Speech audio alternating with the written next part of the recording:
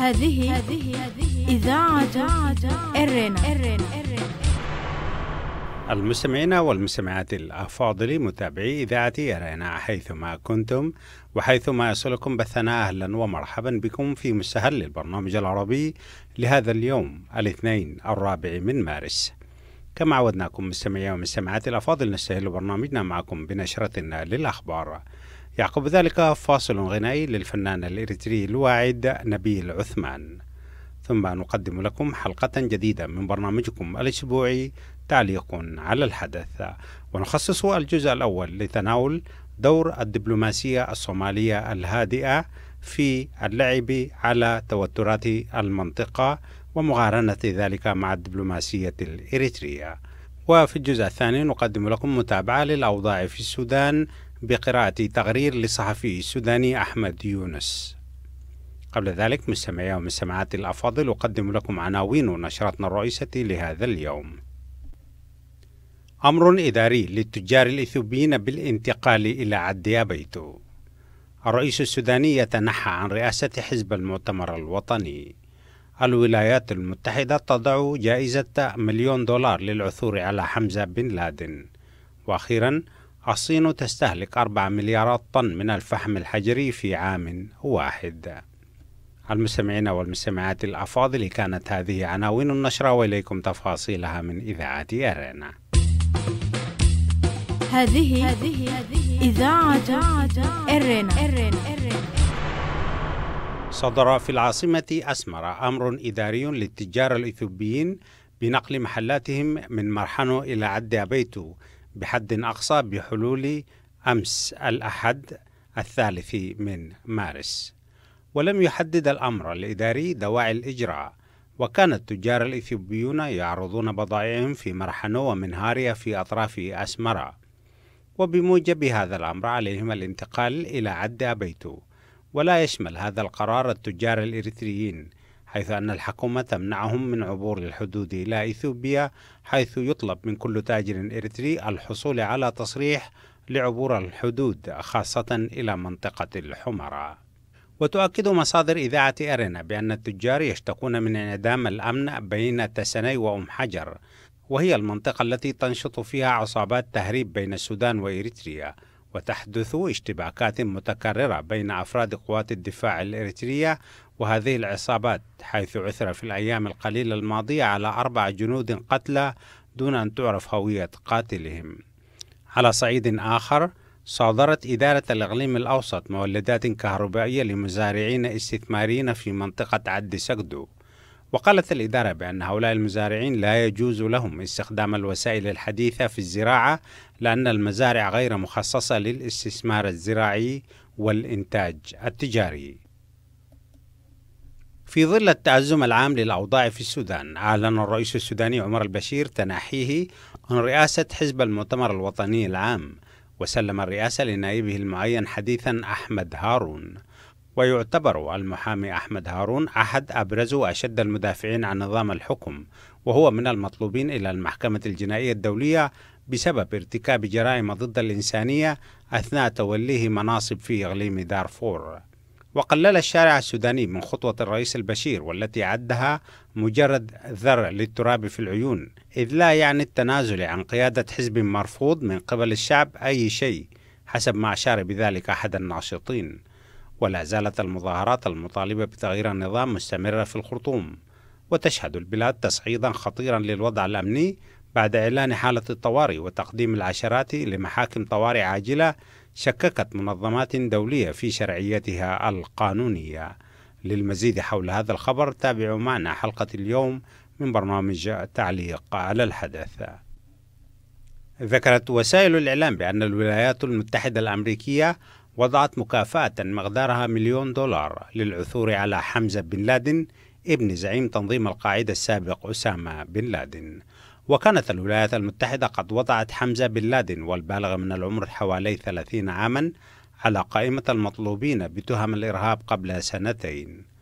وتقول الولايات المتحدة بأن حمزة بن لادن بدأ ينشط كقائد للتنظيم، خاصة بعد نشره رسائل تطالب بمهاجمة الولايات المتحدة انتقاما لمقتل والده في سنة 2011. الجدير بالذكر بأن الولايات المتحدة لا زالت تطارد الرجل الثاني في التنظيم الدكتور أيمن الظواهري دون الاقتراب من العثور عليه. ذكرت وسائل إعلام اقتصادية بأن استهلاك الصين من الفحم بلغ 4.64 مليار طن متري خلال العام الماضي حسب ما ذكر ذلك المكتب الوطني للإحصاءات في بكين.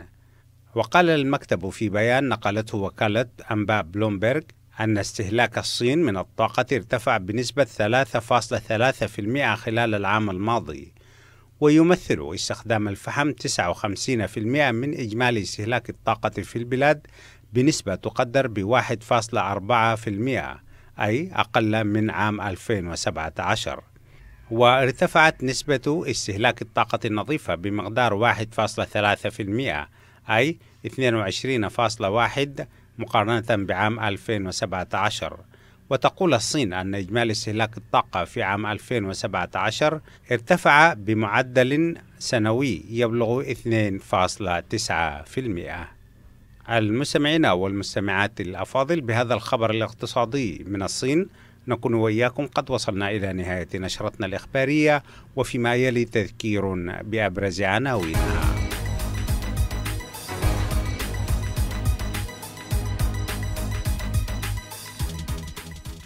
أمر إداري للتجار الإثيوبيين بالانتقال إلى عدي أبيتو. الرئيس السوداني يتنحى عن رئاسة حزب المؤتمر الوطني. الولايات المتحدة ترصد جائزة $1,000,000 للعثور على حمزة بن لادن. أخيرا، الصين تستهلك 4 مليارات طن من الفحم الحجري في عام واحد. استمعتم مستمعي ومستمعات الأفاضل فيما مضى إلى نشرة الأخبار قدمناها لكم من إذاعة إيرينا. متابعة طيبة أتمنى لكم مع ما تبقى من فقرات برنامجنا. إذاعة إيرينا، صوت مستقل لإريتريا. المستمعين والمستمعات الأفاضل، متابعي برنامج تعليق على الحدث، أهلا وسهلا بكم في حلقة جديدة من برنامجكم الأسبوعي، والذي نتابع فيه ونعلق على أهم أحداث الأسبوع الماضي على الصعيد المحلي والإقليمي والدولي. ونبدأ الجزء الأول بتناول تطور العلاقة بين الصومال وقطر في ظل الأزمة الخليجية من ناحية، وتأزم العلاقات الإماراتية الصومالية من ناحية أخرى، مع إجراء مقارنة خاطفة في أداء كل من الدبلوماسية الصومالية والإريترية بخصوص العلاقات مع دول المحيط. أما في الجزء الثاني من البرنامج وفي متابعة لتطورات الأوضاع في السودان، نقدم لكم تقريرا خبريا للوضع خلال الأسبوع الماضي، والتقرير لمراسل صحيفة الشرق الأوسط الصحفي السوداني أحمد يونس. متابعة طيبة أتمناها لكم.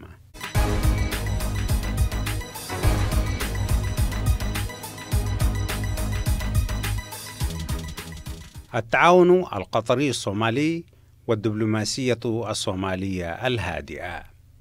قام الرئيس الصومالي محمد عبد الله فورماجو في يوم الأربعاء 27 من فبراير الماضي بزيارة إلى الدوحة، حيث التقى أمير دولة قطر الشيخ تميم بن حمد. وقالت وسائل الإعلام القطرية بأن الزيارة جاءت بهدف تعزيز العلاقات الثنائية المتنامية بين البلدين الشقيقين. جاءت زيارة الرئيس الصومالي للدوحة بعد مشاركته في القمة التي شهدتها القاهرة في نفس الأسبوع بين جامعة الدول العربية والاتحاد الأوروبي. وبعد انتهائها حزم الرئيس الصومالي حقائبه متوجها نحو الدوحة، والتي تربطه بها علاقات حميمة رغم التوتر الذي يسود المنطقة بسبب الخلاف السعودي القطري. قطر أعلنت قبل أيام بأنها قدمت للصومال دعما ب$200 مليون، وذلك لصيانة وبناء الطرق الحيوية الرابطة بين العاصمة مقديشو وأهم الأقاليم الصومالية. وسوف تقوم شركات تركية بتنفيذ عقود العمل. وقدمت قطر كذلك دعما للقوات المسلحة الصومالية عبارة عن 67 عربة عسكرية، حيث من المتوقع أن تقوم القوات الصومالية وابتداء من العام المقبل ممارسة مهام حفظ الأمن في الصومال، حيث من المتوقع أن تنسحب القوات الأفريقية من هناك بحسب توصيات من مجلس الأمن الدولي. هذه إذاعة إيرينا. المتابع للأزمات وخطوط العلاقات بين البلدان في الشرق الأوسط والمنطقة العربية والقرن الأفريقي، يجد أن الدبلوماسية الصومالية تتحرك بهدوء وحكمة في وسط الخلاف السعودي القطري، فهي ليست كأسمرة وجيبوتي اللتان رمتا بكل بيضهما في سلة الرياض وقاطعتا قطر التي قامت بدورها بمعاقبتهما معا، وذلك بإعلان موت مبادرتها لحل الخلاف الحدودي بين البلدين وسحب قواتها لحفظ السلام. وبذلك خسرت أسمرة بشكل خاص حليفا استمرت علاقاتها به لمدة ما يزيد عن عقد كامل دون أي توتر في ظل حكم الأمير الأب الشيخ حمد بن خليفة. ولا يبدو أن الأمير الابن بنفس حماس أبيه في المحافظة على العلاقات الإريترية القطرية التي يستفيد منها طرف واحد فقط. أما جيبوتي فقد انحازت تماما للسعودية والأمارات لتعود وتتأزم علاقاتها مع الأمارات بسبب ميناء دوالي للحاويات. الصومال اختلف بشدة مع دولة الأمارات العربية المتحدة، والتي قامت في خطوة غير دبلوماسية باستئجار ميناء بربرة من إدارة إقليم أرض الصومال، وهي الإدارة التي لا تعترف بها مقديشو وتعتبر التعامل معها تعديا على السيادة الصومالية. الأمارات لم تكتفي بالميناء بل قسمت جزءا منه لإثيوبيا، الأمر الذي أثار غضب وسخط الحكومة الصومالية التي أعلنت موقفها الرافض للاتفاق واعتباره اتفاقا غير شرعي. بعد ذلك ساءت العلاقات الصومالية الأماراتية خاصة مع ترحيب الصومال بوجود تركي فعال على أراضيها، ولكن مقديشو كانت أكثر حكمة من أسمرة، فهي لم تقطع علاقاتها بالسعودية، وأن هذه العلاقة لم يعتريها الفتور، حيث لا زال الرئيس الصومالي محل ترحاب في العاصمة السعودية الرياض. إذاعة إرينا، صوت مستقل لإريتريا. المستمعين والمستمعات الأفاضل، أردنا من هذه المقارنة الخاطفة بين موقفي أسمرة ومقديشو أن نتبين مدى الحنكة والتريث في التعامل مع الأزمات الإقليمية، فإريتريا دوما تذهب نحو التطرف في التعامل، وخسارتها لقطر بعد سنوات من التحالف المشترك والعلاقات الممتازة هو دليل على ذلك.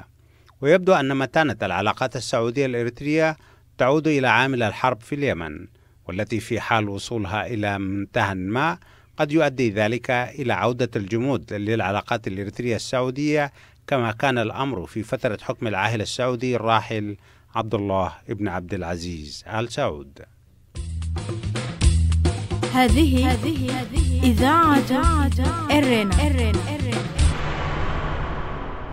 استمعتم مستمعي ومستمعات الأفاضل في الجزء الأول من برنامجكم الأسبوعي تعليق على الحدث، لتعليق تحت عنوان التعاون القطري الصومالي والدبلوماسية الصومالية الهادئة. إذاعة إرينا، صوت مستقل لإريتريا. نعود إليكم مجددا مستمعي ومستمعات الأفاضل لنقدم لكم تقرير للزميل أحمد يونس مراسل الشرق الأوسط في الخرطوم، وهو تحت عنوان نائب البشير يقول أن فرض حالة الطوارئ هو لمواجهة تخريب الاقتصاد. هذه إذاعة إرينا. أثار مقتل طفل دهسن بواسطة سيارة دفع رباعي أمنية غضبا شعبيا واسعا في السودان، وهو ما اعتبره معارضون امتدادا لاستخدام القوات الأمنية للعنف غير المسؤول تجاه المواطنين. ودعا تجمع المهنيين السودانيين والقوى الحليفة المواطنين للاستعداد ليوم جديد وقالت الرئاسة السودانية أن حالة الطوارئ التي أعلنها الرئيس عمر البشير يوم الجمعة الماضي هي من أجل مواجهة تخريب الاقتصاد وليست لقمع الاحتجاجات، على الرغم من تأكيد الرئيس وقتها أنها تستهدف التجمهر والتظاهر بطريقة غير مرخصة. وعد التقليل من هيبة الدولة جريمة عقوبتها السجن بما لا يقل عن 10 سنوات والغرامة. وأوضح النائب الأول للرئيس السوداني عوض بن عوف بعد لقائه مع الرئيس البشير أن حالة الطوارئ فرضت بعد الأزمة وليس أثناءها، وأنها فرضت لوقف تخريب الاقتصاد وضياع الموارد وتسرب المال. وأن الطوارئ ليس مقصودا بها قمع المظاهرات.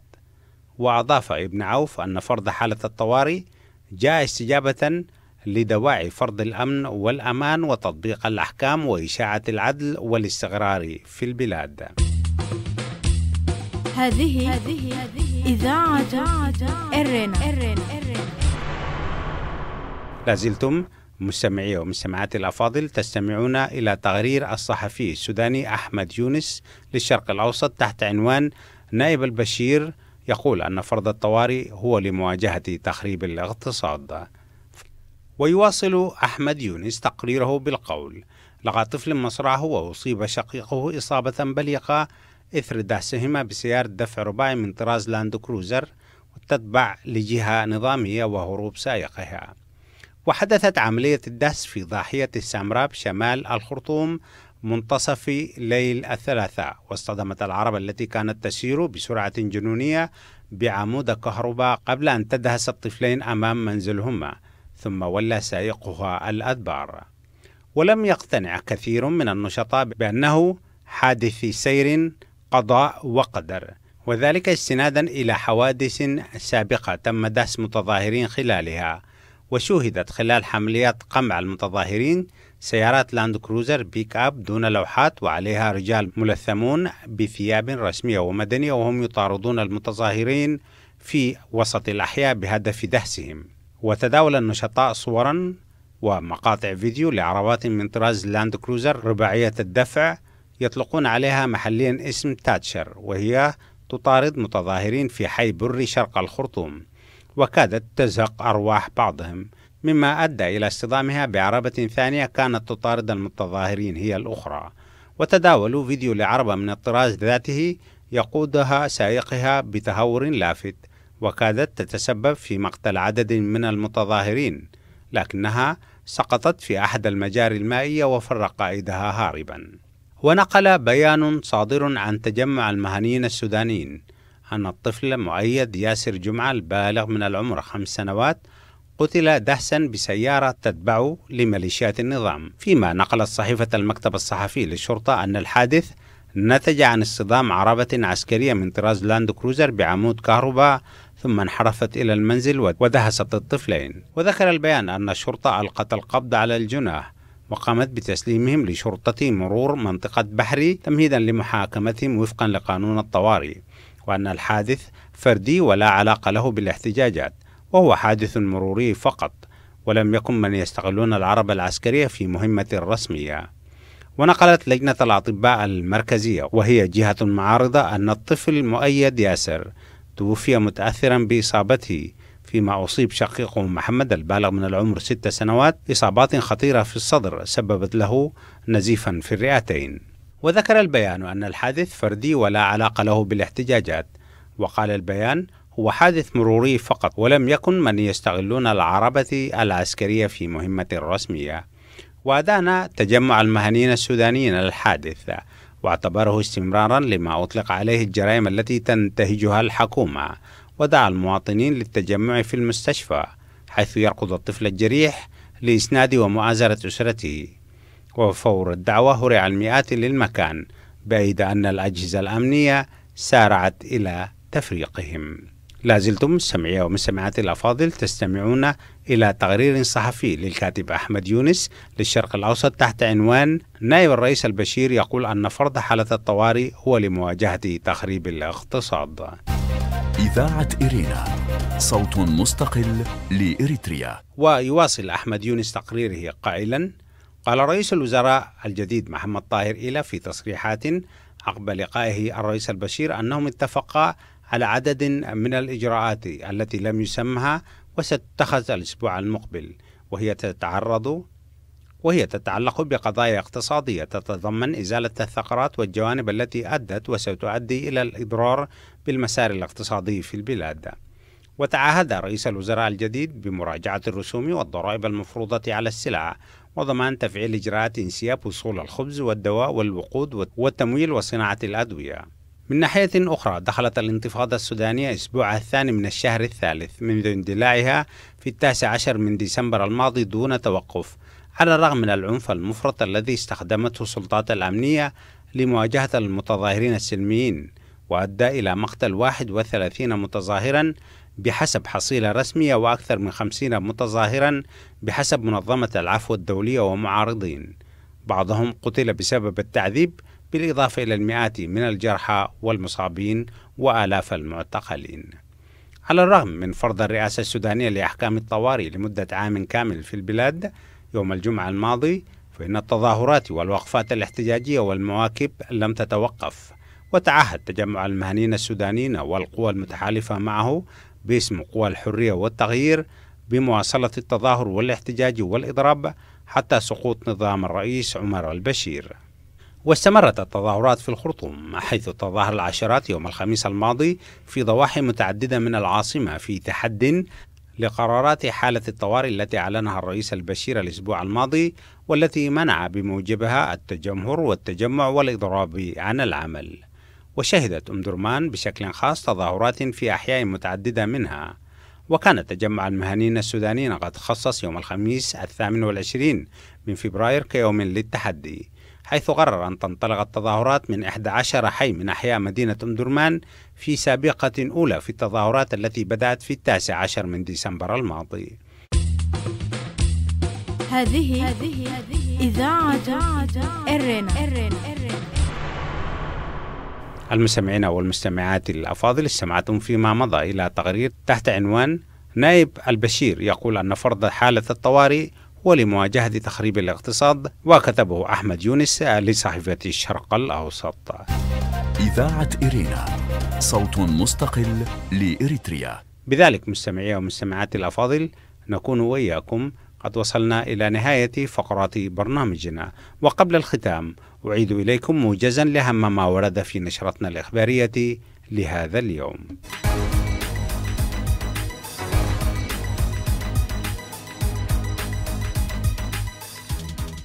أمر إداري للتجار الإثيوبيين بالانتقال إلى عدا بيتو. صدر في العاصمة أسمرة أمر إداري للتجار الإثيوبيين بنقل محلاتهم من مرحانو إلى عدا بيتو بحد أقصى بحلول يوم الأحد 3 من الشهر الجاري. بينما تؤكد مصادر إذاعة إرنا بأن التجار الإريتريين يشتكون من انعدام الأمن بين تسناي وأم حجر التي تنشط فيها عصابات تهريب بين السودان وإريتريا، وتحدث فيها اشتباكات متكررة بين أفراد قوات الدفاع الإريترية وهذه العصابات. الرئيس السوداني تنحى عن رئاسة حزب المؤتمر الوطني.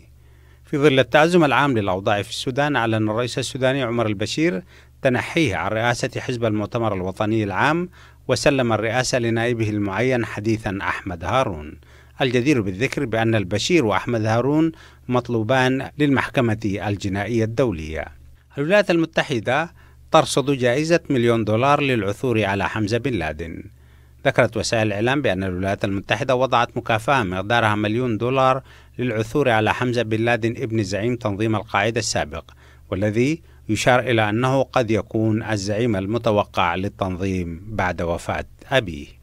الصين تستهلك 4 مليارات طن من الفحم الحجري في عام واحد. أكد المكتب الوطني للإحصاءات في الصين أن الصين استهلكت 4.64 مليار طن متري من الفحم خلال العام الماضي. وتقول الصين أن إجمالي استهلاك الطاقة في العام الماضي ارتفع بنسبة 2.9 على أساس معدل سنوي. هذه إذاعة إرنا. قدمت لكم مستمعي ومستمعات الأفاضل موجزا لأهم ما ورد في نشرتنا الإخبارية لهذا اليوم. وفي الختام أذكركم مستمعي ومستمعات الأفاضل دوما بأنكم يمكنكم الكتابة إلينا والتواصل معنا على البريد الإلكتروني arabicerena@gmail.com. وحتى نلتقي بكم في حلقة جديدة من برنامج تعليق على الحدث والبرامج الأخرى لإذاعة إرنا، لكم مني فتحي عثمان ومن زملائي في الإذاعة أطيب التحايا، ودمتم في رعاية الله وحفظه. هذه إذاعة إرنا.